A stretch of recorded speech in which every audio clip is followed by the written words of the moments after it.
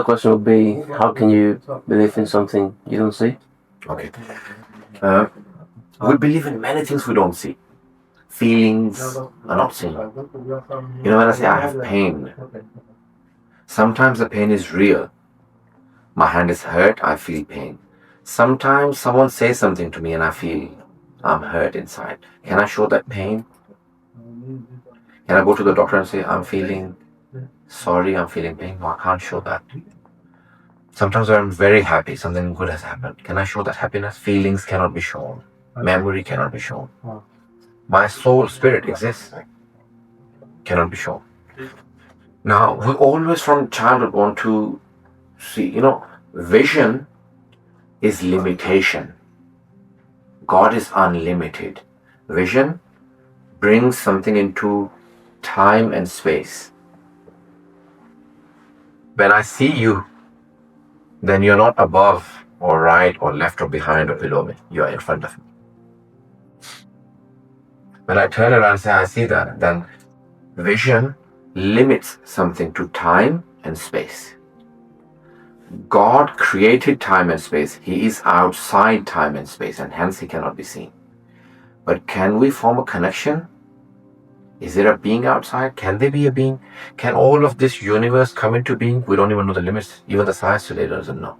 Now they're saying that we are now following our swallow science. And they're saying that we may find out that this galaxy, how big this is in the Milky Way and the limits, they don't know. Can this be really just a Big Bang? And what was the starter or the energy? Stephen Hawking says that energy or the starter, the one who emerged everything, started everything off, is God. And people who don't believe in God say, no, it is matter. But matter, matter, something you don't have, you don't possess, you cannot give. God is all hearing, all seeing, all powerful. We can see, we are powerful, we have intellect. So he's all wise. Something you don't possess, you cannot give. Matter does not have wisdom. The only theory they have come up with is that over time, survival of the fittest, biology, that's the biggest theory they've come. That we learn to be intelligent.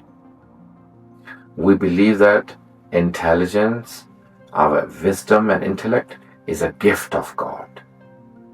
And we understand and see certain things that none of the other things. They cannot change and become like us. The apes, the animals. We have enormous powers. God says you don't know your powers. You don't know how much you believe. I'll tell you the power of human being. I believe that if a cat crosses me, a black cat crosses me, I'll have an accident. Is the black cat that bad it'll make me do an accident? No. But many people say, no, I had an accident because I believe a black cat cut my way. We believe it is our belief that makes it happen, not the cat. Our beliefs are very, we are very powerful. Human beings have enormous powers, our brain, our mind. And Allah subhanahu wa ta'ala says that you are the greatest manifestation of God. You are the greatest manifestation of God. From a drop of semen, you become a human being, so powerful. You can get out of space and you can do so much. Do you not see that you are my greatest manifestation? Imam Ali says that look at an egg. All animals lay egg. It has the yolk and it has the the yellow part and the white part. Yeah. You open up all eggs and they all look the same. But different eggs produce different birds. Some eggs produce beautiful, colorful birds like peacocks. Look at the soul in our human body. Like a mother carrying a baby in the womb has two souls, one of her own and one of the baby. And the baby sometimes dies in the womb. Was it something that came from outside and told the mother, okay, your soul should stay and the other one should come out?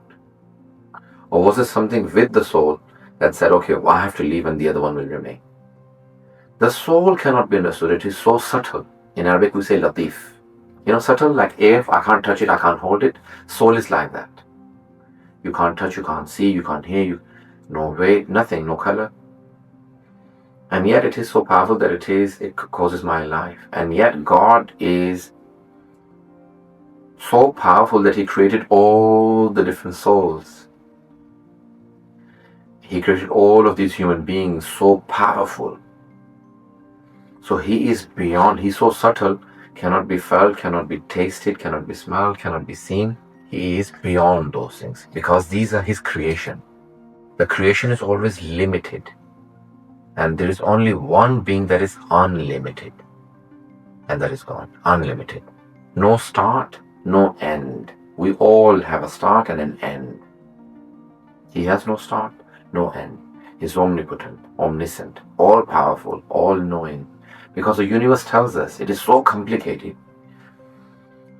If you compare what you know to what you don't know, what you know is very little, and what you don't know is so much more.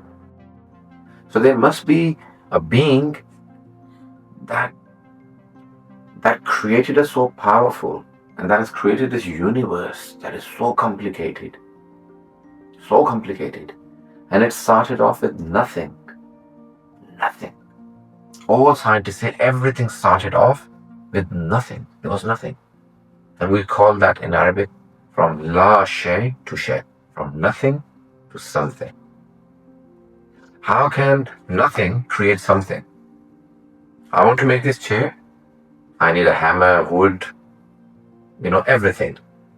Then I am a maker, a producer. So I use my mind, my knowledge and the wood and everything to make it. But if there was no wood, nothing, and I said, okay, I want to create a chair, it cannot come into being. All scientists say everything started from nothing. So if there was nothing, then how did everything start off? Well, there must have been something that was outside everything else that started everything off. Even if there was a Big Bang, there must have been someone who emerged it, that started everything off, instigated. And that with that Big Bang, everything started off. And, the stars, the planet, everything. And that has to be omniscient, all-powerful, Qadir. I'm not saying it is God, but there has to be something that is all-knowing, all-powerful, had to exist before it, so alive, living, ever-living, ever-living, needed to be so powerful that He makes all of this. And we say that powerful thing that has all the knowledge, all the power, all the life, no beginning, no end, that is God. That's what we believe. But there has to be something with these qualities to start everything off. And we say that's God, that's all. Otherwise, you can say, well, that's matter or that's energy or whatever. But we believe that knowing everything, having all the power, all the life, everything, all those qualities, seeing and hearing, with no eyes, no ears, nothing, no body, no shape, is not a line, a thread, no body, no shape. Yes, because volume, again, contains you, limits you, and He's not. What is He? We cannot understand. But there must have been something that started everything off, that has all of these qualities, or all of these attributes. And that we believe is God. You can call it whatever you like. And that is the voice of every heart, that something started everything off, and that is powerful. That is all-knowing, ever-living, no beginning. Because if something had a beginning, well, how did that start? So He started everything off. He has no beginning. You cannot understand the essence of God, but you can only understand attributes. Because whatever you understand is limited to your mind, and God is unlimited. He is all-powerful. What is He? We cannot understand. Even when we die, we'll not understand. Even in the heaven, paradise, when you go, you will learn everything new every day, in that, wherever the paradise is. And you will still learn, and your understanding of Him will never finish. Why? Because He is so powerful and unlimited that we can never truly understand and comprehend. That's all. Sorry I went on for. No, that's fine.